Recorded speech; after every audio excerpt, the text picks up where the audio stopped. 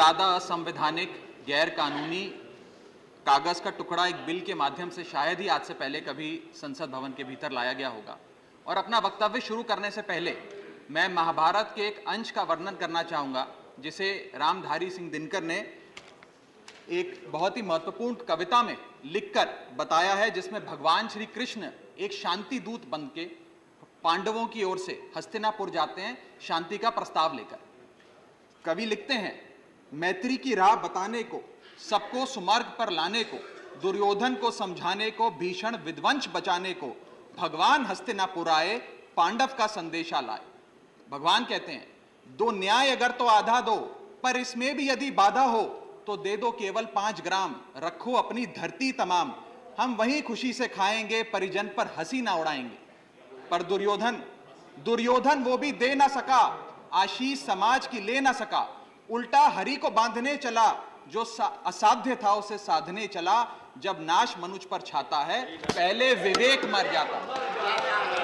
Sir इसमें Delhi bill का सार है। सर हम न्याय की गुहार लगाने आपके सामने आए हैं, अपने हक मांगने आए हैं, अपने हक से ज्यादा मांगने नहीं आए। वाजपेयी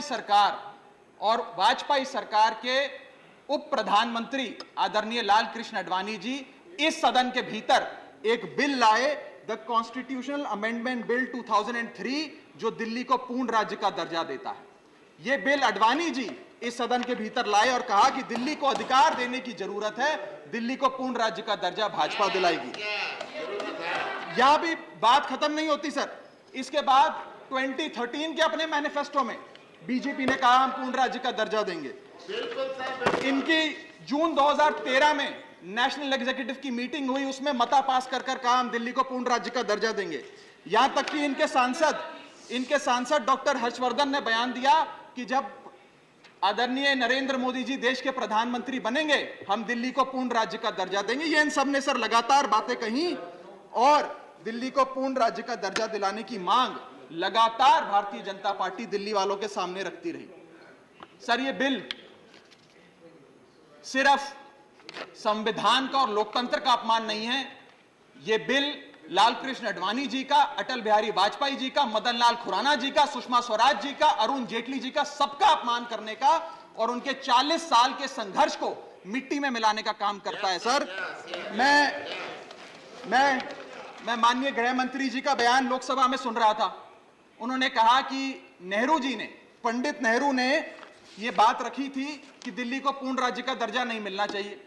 मैं माननीय गृह मंत्री जी से कहना चाहता हूं, नेहरूवादी मत बनिए, आडवाणीवादी बनिए, वाजपेयीवादी बनिए और दिल्ली को पूर्ण राज्य का दर्जा देने का आज आपके पास ऐतिहासिक मौका है। दिल्ली को पूर्ण राज्य का दर्जा दीजिए। सर इस बिल को लाने का असल कारण क्या है? यह बिल क्यों लाया गया है?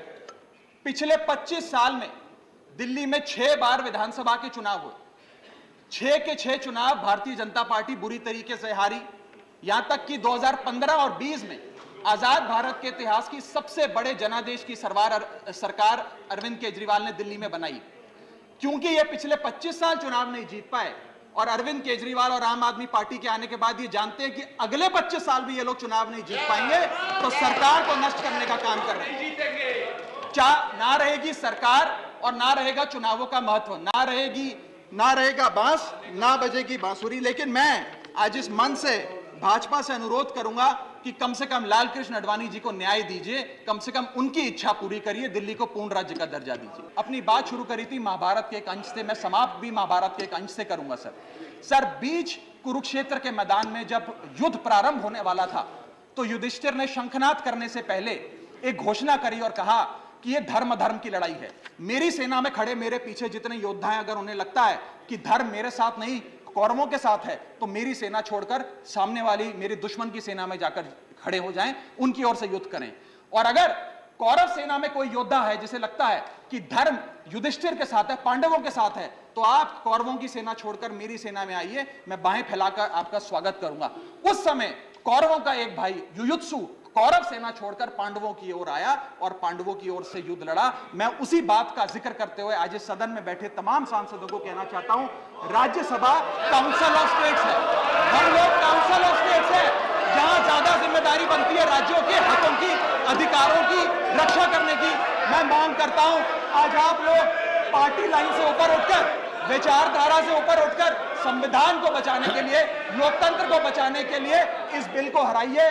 आज ये इतना असंवैधानिक और गैर कानूनी बिल अगर ये सफल हो गया तो हो सकता है आज के बाद आने वाले समय में ये लोग देश में चुनाव ही ना कराएं। चुनावी